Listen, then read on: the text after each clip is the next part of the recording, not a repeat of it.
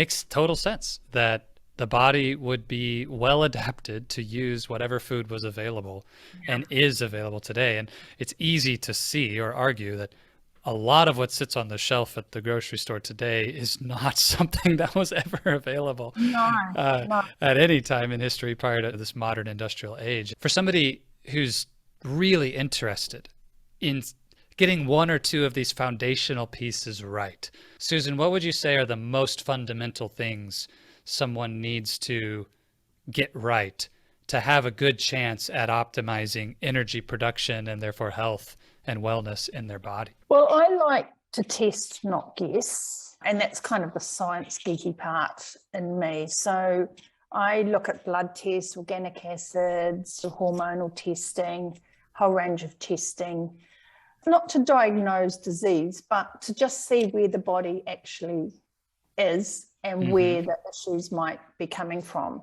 And so I can use blood testing in a different way that a doctor does to have a look for nutritional deficiencies and see where some of those baseline things might be at. So the first step would be to identify those and then improve them.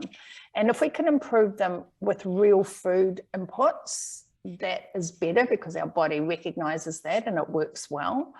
Sometimes we might need to use supplements, but supplements come with a whole, I could go on for a podcast Sure. about the drawbacks of supplements and what's in them and whether our body can use them properly. So the first thing is to assess and see where you're at and get those nutrients in the right way. And then it's to look at the systems in the body as well. So our metabolic system, making sure that things like blood pressure are good, making sure that your insulin levels are within range, that your glucose isn't too high, and just look at how you're responding to those macronutrients that are coming in as well.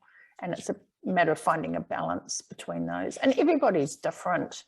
And although I have some nutritional philosophies, I respect that everyone is different and everyone comes from a different place. And it's about tuning in and helping them where they're at.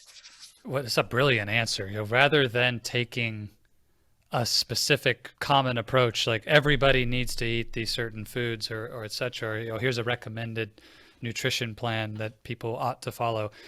Test, don't guess. I think the engineer in me, and I'm sure engineering leaders listening will appreciate that philosophy. Like, let's go get the data that will allow us to make an educated, informed, test-based decision on how you can adapt the inputs.